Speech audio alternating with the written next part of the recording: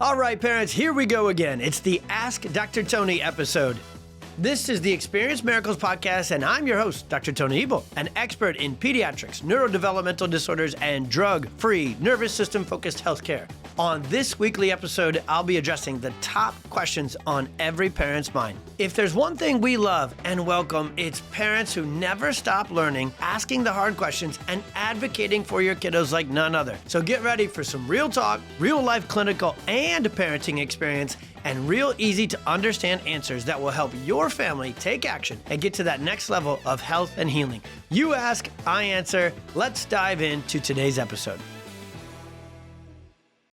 All right, parents, I am really glad that this question came in so I could take on this conversation. And actually, I'm going to give you a 5-step framework of how to best advocate for yourself and your child. When you're in a hospital setting and they're saying, hey, we got to do this, or you're in a medication decision-making moment, really when you're in kind of the belly of the beast, the medical system. Now, this isn't just me as a chiropractor who's going to teach this 5-step framework. This is how I strongly believe and know each of us as a parent is wired in this way, where we don't want to just say yes to everything that the medical machine says because we have to, because they know best and we don't know anything.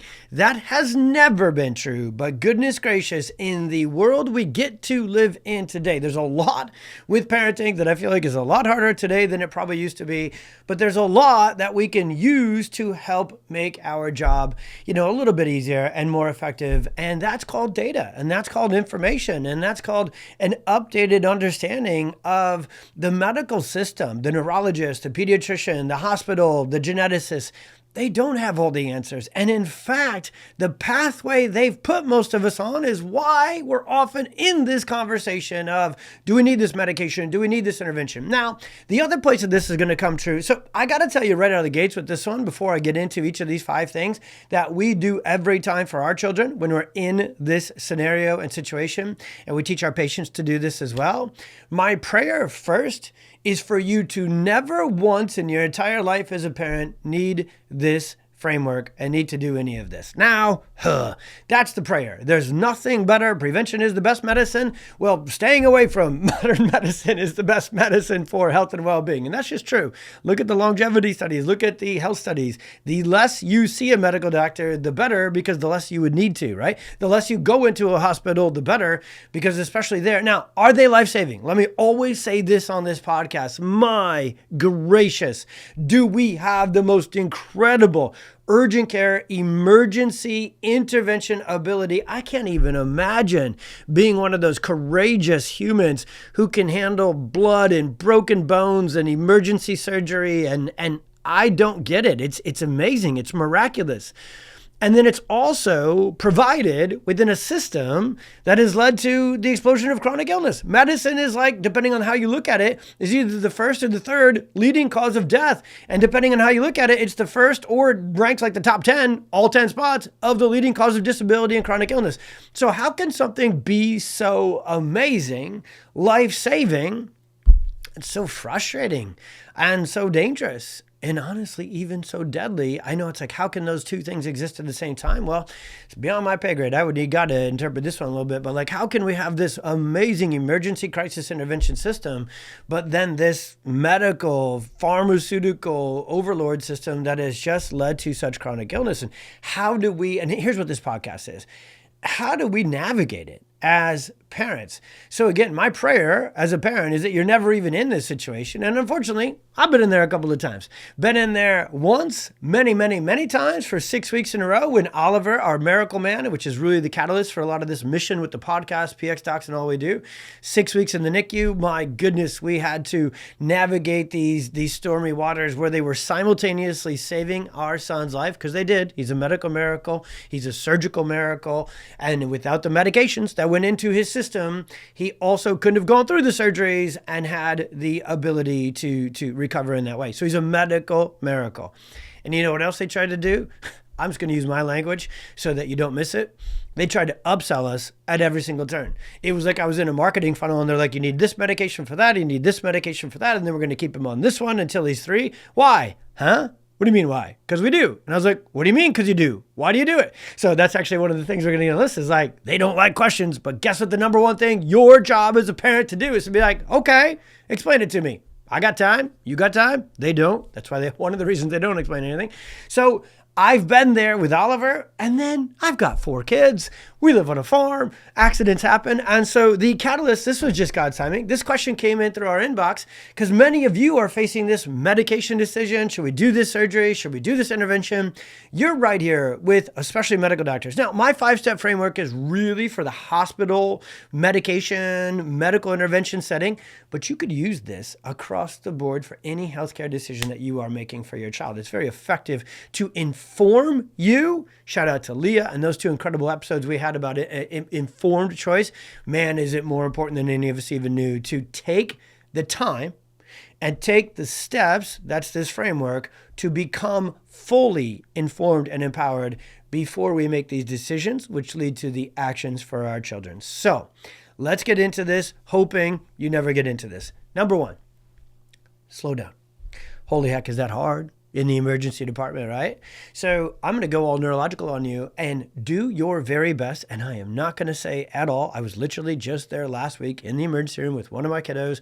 Accident, everybody's fine, but we needed them to do this for our daughter and take care of that injury. And then we needed to not, and it was literally 5 different things we needed to say no to: a CT scan, the tetanus, biggest friggin' racket in all of medicine. And that's saying something, so antibiotics, we needed to say no to 5 things. And we needed to handle all this stress until 2 a.m. to get the one thing that we needed, which was some stitches, okay? And to make sure everything else was okay. And it's just, it was so much harder than it needed to be. So thankfully, we've been there before. Thankfully, I have been able to serve as a guide and a voice and here's the 5 steps to do this kind of, doctor for many other families. So it's become an advantage for me as a parent to be able to stay calm in very stressful situations. Well, let's be honest, calm-ish, okay?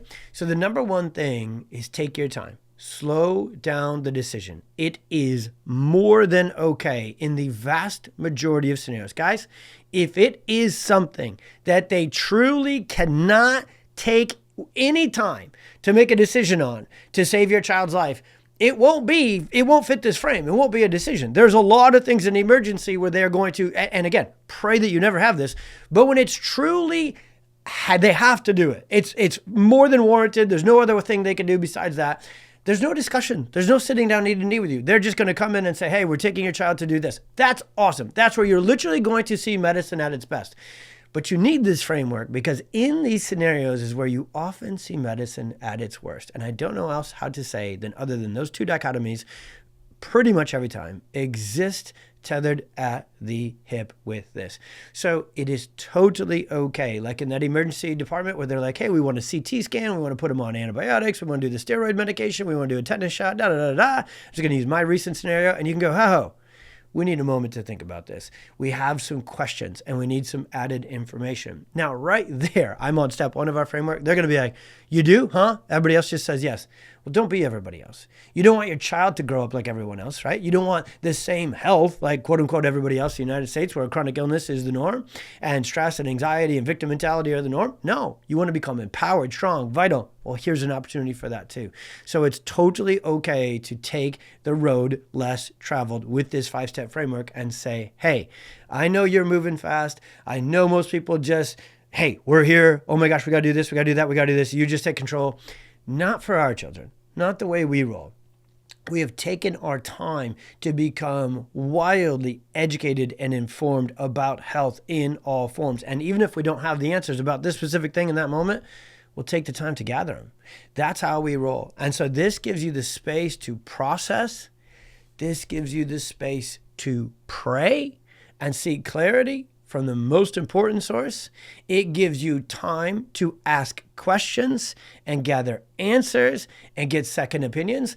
And I know that I'm a doctor, and I know that most doctors don't like what I'm about to say. Actually, even a lot of people in my world are like, oh, ChatGPT. Well, open up the app, go to the Google. I'm in for this because I believe most over everything else, what I believe is that God has you as your child's parents because he knows best who could make the best decisions for your child.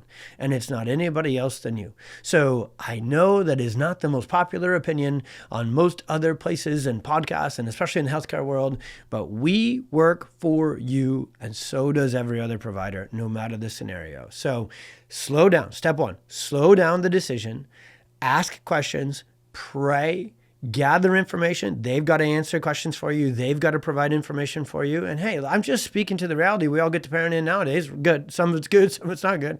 But we do have our phones. You can pull up opinions. You can call. Maybe you've got a trusted holistic functional medicine doctor that's got an emergency line. Maybe you do have access, to your chiropractic office. You can call us and ask us. I'm going to get into bonus step number 6. And you could get second opinions and ask questions. But you can't do any of that without step 1. Slow down and make the decision. Number 2, ask for the full explanation, the risks, then the benefits, and what are the alternatives. Let's go through that again. Write this one down. You don't want just a tidbits explanation. Oh, we do this and here's why. Slow down. Give me more information. You want the full explanation. The full explanation has 3 parts. You need, if you're like studying for this exam, right before you make the decision, you need number 1, let me write down all the risks. Number 2, let me write down all the benefits. Number 3, is there any other way to do this? Is there a way we could get this response, we could get this information with a different path that is maybe less risky? So what are the risks of the procedure, the medication? What are the benefits? What are the alternatives, including could we watch and wait for a while? Because a lot of times, and you can write this one down too, and it kind of fits all 5 of these, but sometimes the best answer is to just hit pause. Just punt the decision a little bit further down the road where you can continue to gather more information, continue to process and pray and collect second opinions. And also, sometimes when you hit pause or you punt, because if it isn't truly life-threatening in that moment, and most of these decisions aren't going to be, again, different framework for those, but the majority are not going to be life-threatening in that moment, could you do it a day or 2 later, or a week or 2 later, or a month or 2 later if you needed? So a lot of times you just need time. And in that medical world, it's fast-moving, it's high pressure, they like to literally just take control. You've got to stay calm, process at their proper pace, and ask for a full explanation. The foundation of informed consent is not just understanding the recommendation, but understanding the risks and understanding if you have other options and exploring those as well. Number 3, get clarity. Speaking of time, get clarity on the urgency and the best next steps. You can literally just ask the question, is this life-threatening right now? What happens if we wait, we observe, and we try something different, more non-invasive first? Here's the trump card. What would you do, or what would you recommend if it was your child? Knowing the true urgency of this decision or this intervention, this medication, this testing, and again, it's not just for medications or interventions. It could just be the test, because guess what? CT scans are a lot of radiation, different things. Getting your child to have their, especially if they got sensory or spectrum challenges, getting a blood draw is a big deal, right? There's a lot of the testing in medicine that is, has side effects. And you don't want to make fear-based decisions. You want to make informed, sequential, logical decisions. And again, just happened from it, which was so crazy that as I came on here to do another one of our Ask the Docs episodes and Q&A episodes, that many of you have lived the same thing. You're right in that decision-making matrix. And I was just in there not too long ago on a weekday evening till early morning, with my beautiful wife and one of our incredible kiddos, from an accident. Again, everything's fine. Everything's awesome. But the first thing I needed to face, I'll give you a real case study, real example. So had a little bit of a cut and a trauma and everything else, and it was in the region of the head. It wasn't a head. It wasn't a direct blow. We had all the data on the injury and everything else to it. We're sitting in there.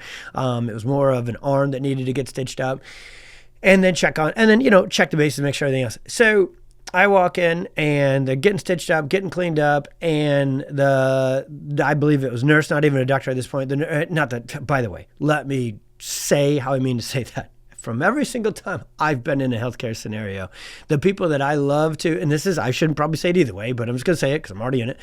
the people I love to talk to the most, who are the most connected to the case, most connected to all cases, and really have the answers and at least are even willing to entertain informed choice and conversation with me. I love talking to nurses in a medical setting more than I love talking to doctors. They are much more informative, generally. They are much more open-minded, generally, and they're much less egotistical, generally, in these settings. Once you kind of get to the doctor, a lot of times you're like, oh, I'm going to have to, charge through this concrete wall if we want to get out of here. So that's just my experience, okay? You may have different experience, and I pray that you did. I hope everybody would take the time to talk. I hope everybody would be open-minded and not be difficult. But generally, it goes how it goes inside these hospital settings. So in this case, the charge nurse that was kind of there processing and going through, they wanted to do a CT scan because the injury had been around the head, is the report I was getting. I was not the first parent on the scene to get there. And so I came in and I literally was just doing this framework, doing my job as a parent, and I get to cheat. I got a little bit of doctoring in me, and I just said, oh, okay, calm, empathetic, understanding. And I said, hey, take me through the list of symptoms and signs and clinical correlations that would warrant a CT scan, please. And she just said, well, if you don't want to do it, we don't have to. I was flabbergasted. I was blown away. I was like, not even one. I did not present the question challenging. I wasn't being, I didn't come in with that mentality either. And by the way, that should be on our list. Don't do that. That's not effective. Don't be too guarded. Don't be too protective. Be protective and empathetic and understanding at the same time. You're going to get the best care for your child if you can stay calm, process, communicate calm. I teach this to my kiddos, like, hey, you get a lot more, with honey than vinegar, right? And so I was calmly asking, hey, I know you want to add a CT scan. Take me through the medical reasons why. There was none, right? And the one they had was super loosely correlated. So by a million miles, it was the best decision for us to watch our daughter and make sure, hey, you're okay. No signs of head trauma. It was the easiest decision ever in that case, okay? They're not always that easy. That one was. Second was antibiotics, oral antibiotics for a topical injury. Now, I get it, but guess what? I just watched them clean it out. We spend all the time making sure our kid's immune system is strong as a bull. We know injuries are going to happen. We know viruses are going to happen. We know cuts are going to happen. We know things are going to try and get in the body. We believe in the internal defense mechanism in that kid's body to say, hey, even if a little junkaroo got in through that cut, which it did, and they cleaned it, they got it out, it's all good. Guess what? There's antibiotics in there already. She's already taken them because her body manufactures them. So that was the next one. So a couple of just where we look at it and say, hey, you cool with watching and waiting? Are we cool with observing? So what did we do? No CT scan. What did we do? Hey, go ahead and write a script if you want for the antibiotic. We're not going to give it to her here. We're not going to fill it. The doctor, it was crazy. That's when the doctor came in. And so my wife was like, well, it's not necessarily the best. The one we have here that I want her to take right now is not necessarily the best one for this, talking about the antibiotic, but it's the only one we have here. And then you get the better matched one tomorrow. Dude, really? This is an antibiotic. We're not talking about a Flintstone vitamin, which we wouldn't give either because, but bad joke. And that's how they work. So you got to know that these scenarios happen all the time. And that's why this framework is so helpful. Okay, number 4. Trust your gut and seek a second opinion if needed. Trust your gut. This should be called the Trust Your Gut Mom and Dad podcast. That's the code word for the Experience Miracles podcast. Nobody will talk about it more. Nobody will teach you real scenarios more. There's even science to it. It's literally the vagus nerve and your cognitive capacity is more connected to your child's well-being than any doctor data sheet ever will be. If it doesn't sit well with you, that's for a reason. Go back through this list, take your time, get the full explanation, seek a second opinion, talk to another specialist. Instincts are powerful. Second opinions are also so helpful. And so often when you can, and again, really like any framework, we're ever going to give you, each of these individual pieces, number 1, number 2, number 3, number 4, are so powerful on their own, but it's really about putting them all together, right? So when you take the time to process everything, your gut, your instincts can kick in better and you'll find your path to a better answer. And you know what might happen as you go through this? You might say yes. That might be the exact right thing that comes out of this framework for the decision that you're going to end up using this for your child, but you will say yes with confidence, not hesitation. You will say yes with clarity and the full information and understanding at hand, not just because you felt forced to. There's nothing worse than feeling forced into a decision as a parent and it going in the wrong direction and the wrong result. Because you can't, there's no Marty McFly, there's no Doc, we can't get in the DeLorean and go back in time and retake our time, gather more information and a full understanding, get a second opinion, trust our gut and go a different direction. So that's why this is so important, because you don't want to go down the road and have obviously a negative outcome, but you don't want to go down the road, have a negative outcome and regret not being able to have gone through these processes, or for our Canadian homies up to the north, processes as we do this, okay? And number 5, and please do this, doesn't have to be extensive, you don't need to get copies of everything, but if you want to, go ahead, write down everything. Write down the names, write down the recommendations, write down the answers to your questions and the risks discussed, and document everything. What I have found is that when medical providers are clearly observing that you're about to do this, that you're going to write down in detail what is occurring, they tend to change their recommendations just a little bit. They tend to soften their stance just a little bit, become a little less pushy, a little less bossy, a little less egotistical, a little less white horsey, and they tend to say, okay, let's talk this through. And then you say, thank you. That would be great. That's what I've been asking for this whole time. So documentation gives you clarity, accountability, and it protects your ability to make an informed decision later and be able to revert course back. So I'll give you one last example, then we'll close this up with bonus point number 6. When Oliver was in the hospital, because I have literally taken so many, and I was only 3 years into practice when Oliver had his traumatic brain injury in his birth, and I knew what I knew. Now, they didn't like that. So all day, every day, every intervention, everything they wanted to do with Oliver, I did this 5-step flow chart in full, in spades. I stayed calm. I asked questions. I, by the way, was very respectful, very gracious, very understanding. They saved my child's life. I wasn't looking to get in their way. I was looking to help. I was looking to get the best results possible in that world. And we did. And a lot of the reasons that Oliver is a miracle is literally this list. We did this list verbatim in spades. The other thing I did is every single day, because I've read so many case histories where they literally lie. Now you're going to hear this one and be like, conspiracy theory. No, reality. They will literally omit things from birth histories. When they use, I've seen children whose dad and mom was like, they definitely used forceps, and it's not in the notes when I gather the notes, because I'm a doctor, so I can send a fax, or I can send a request, and I can say, show me the notes. And what the parents tell me happened at birth is literally not documented, or it's been changed. Happens all the time. All of the time. I think they have an advanced, and I understand why, because they literally have the highest risk job ever. I do not, I'm so blessed to be a chiropractor for a million reasons. This is one of them. What we do is ridiculously safe. Now, they save lives, and saving lives is risky business. And so in that world, they literally CYA themselves all the time, and they literally omit things from paperwork and from the actual notes. And also, you could just give them grace on this. They're super busy. Maybe sometimes it's just not an error, an omission of intention, but an omission of being busy, and certain things don't get into the notes and documentation. So I'm so on all 5 of these steps as a parent for my child that every single night when we got done, and every single night at that hospital, Luther General here in Chicago, the records department was in the basement. So what I did, and I'm a doctor, and by the way, you can do this as a parent, so I had the double card. They could not say no to me. Oh, did they try? Oh, did the people in the basement who ran the records department not like seeing me every day of their life for 6 weeks? I went down and I had them print off his notes from that day because I wanted it to be done instantly. Because I knew if I gave them even a night or two, they could go in and doctor the notes. And you're like, goodness gracious, is this guy so full of stress? And is this how chiropractors... I've just seen it again and again and again. And so I wasn't going to let it happen for my child. I was going to gather their documentation and mine. And I did. Every single night, I had them print out and print it and hand it to me, because you have to. They have to. This is literally part of HIPAA. This is your privacy. These are your rights. They have to give you, the parent, the notes. Also, if you do have a second opinion, if you do have a doctor who you want involved in this decision, they got to give it to them as well. So I had both. I was like, what do you want? You want my parent ID? You want my doctor ID? Print the records now, Steve. Guy's name was Steve. He was a bit of a challenge in the beginning. I was like, Steve, do you want coffee? Do you want donuts?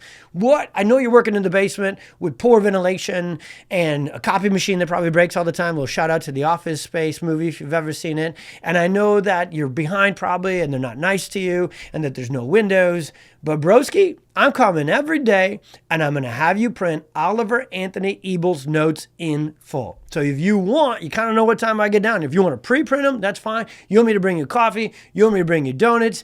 You want, I was being nice, but I was being firm and I stood my ground.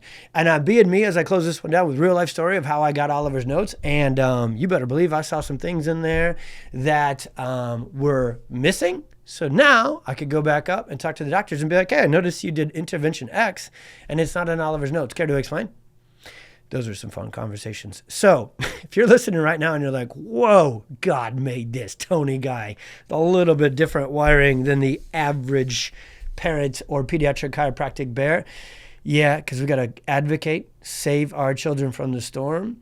And we got to save ourselves too from the stress and the anxiety and just the regret that comes from not knowing or not taking the time or not being fully informed or going down a road that we never instinctually wanted to go down anyways, but we felt forced by the medical system. I had been blessed to care for parents who had unfortunately been forced and pulled and almost tricked down that road, and it caused things to happen for their child and their family that they never would have wished in a million years. So when it came time to advocate for my kids, whether back in 16 years ago in the hospital with Oliver or back last week in the emergency room with my daughter, I've had this 5-step framework dialed in from the beginning, and I'm so excited to share it with you. We'll write a little article and a little blog on the website. We're going to create a little Canva. When I say we, I mean not me. I've got my outline right here. I'm going to send this off to our home slice, Alyssa, on the team. Her and Dr. Morgan are going to turn this into a really cool little Canva. You can go to the show notes. You can link it. You can go right to our website, download it, and get it there. It'd be a really good thing. I think, put this up on the fridge, have it with you, save this episode. You might need it. I pray you don't, but if you do, you'll be glad you have it. And then number 6, little bonus step, have an advocate with you. Who's that other mom? Who's your provider? Who's your homie? Who's your ride or die? Who's your me? You got a Tony in your life? Somebody who's just like, you're in the emergency room. They're trying to steamroll you. They're trying to upsell you 5 different interventions your child doesn't need. Hold my beer. I'll be right there. Okay? Just kidding. If I was having a beer, I wouldn't get in the car. I'd have to take an Uber. That would take longer to get there. That was a bad analogy. But you know what? These are only good episodes if they're wildly informative, they're wildly helpful, and I get 1 or 2 sarcastic, crazy Tony-style jokes into it. So who you got on your team who will advocate? Bring in your tough cookie into these conversations. Remember, you're the parent. You get to choose who's on your kid's team and who helps you make decisions. So bring your spouse, bring a family member, bring a friend, bring another trusted provider on the phone with you. I love it. I could not love it more when I walk into a room with our patients and there's like a whole board of trustees sitting there. We got grandma and she's all medical. We got the other grandma and she was born in a VW van and she's all holistic and hippie. We got the uncle and he's like, I'm an anesthesiologist. And I'm just playing with you. I'm making up these scenarios, but I love it because that's the best for your child. So the more, the merrier in terms of making the best decisions. More time, more information, more second opinions, more understanding, and you might even just need more people that are aligned with your family's core values and have your child's best interest in mind and know them best to advocate for you. So that is kind of the optional bonus step 6. And we pray that this one served you. Again, if you want a little cheat sheet on this, go to the show notes, download it. We're going to make a cool little Canva, a little handout, a little PDF-a-rooski, and you can have that to save in a drawer, on the fridge, in your car, whenever you need it. We love you. We love to serve your family. We love to empower and inform and prepare you and your family to get the best results always, even if you're in, kind of like I said at the beginning, the belly of the beast, which is the emergency room, and they're simultaneously saving your child's life while also maybe trying to force you down roads you don't want to go. Well, get the best of it, stay away from the worst of it, This framework will help you do that. God bless you. Be well. See you on the next one. Thank you for tuning in to today's episode. Do you have a question that you would like to submit? Either send it to support@pxdocs.com with the subject Ask Dr. Tony, or head on over to our socials @pxdocs, where you can submit your question in our stories every single week. Every kid counts and every family counts, so let's leave no questions left unanswered. If you loved this episode and you want to help us reach more kids, we would so appreciate if you left a review and a rating on your favorite platform. God bless. Be well. We'll see you on the next one.